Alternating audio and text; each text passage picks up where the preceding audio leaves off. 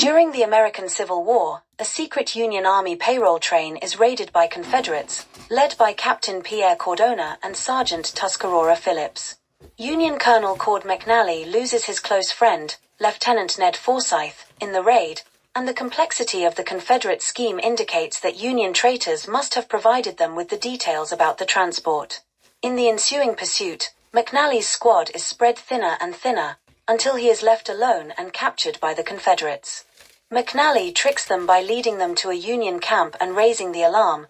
Cardona and Tuscarora are captured, but refuse to tell McNally who sold them their information. Despite this development, the three men gain a mutual respect for each other. After the war ends, McNally visits Cardona and Tuscarora as they are being released. He asks them once more about the traitors.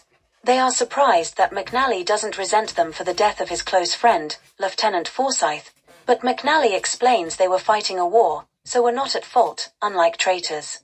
However, all the former Confederates can provide is a physical description, but they agree to contact McNally if they see either of the two men again. Sometime later, McNally is contacted by his friend Sheriff Pat Cronin of Blackthorn, Texas. Cronin tells McNally that Cardona is staying at the local hotel and wants to talk to him. When McNally arrives in Blackthorn, he meets a young woman, Shasta Delaney, who has come to report the murder of her employer by a deputy of Rio Lobo's sheriff, Blue Tom Hendricks.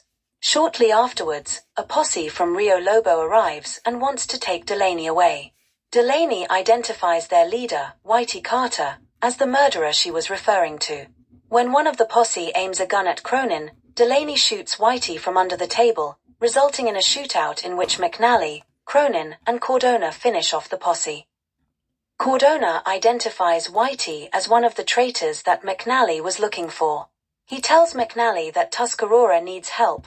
His father and other ranchers are having land stolen by a rich man named Ketchum, who had the previous sheriff killed and installed Hendricks in his place. McNally, Cardona, and Delaney go to Rio Lobo, where they find the people living in terror of Hendricks and his men. Tuscarora's girlfriend Maria hides them in her house, while her friend Amelita distracts Hendricks' men. Hendricks has Tuscarora arrested on trumped-up charges, so McNally's group goes to get help from Tuscarora's father, Old Man Phillips.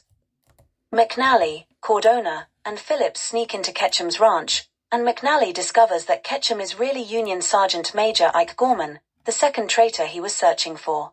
McNally attacks Ketchum and forces him to sign the deeds back to their rightful owners. Taking Ketchum hostage, they send Cardona ahead to find the United States cavalry. Upon arrival in Rio Lobo, they discover that Hendricks has beaten Maria and disfigured Amelita's face with a knife for helping McNally. Amelita swears to McNally that she will kill Hendricks herself.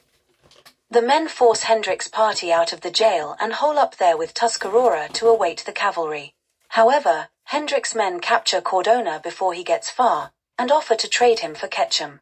During the prisoner exchange, Cardona manages to give his captors the slip. McNally tells Hendricks that Ketchum is no longer of any use to the sheriff, since he signed back the deeds. Angered, Hendricks guns down his own boss, starting a firefight in which he and McNally are wounded.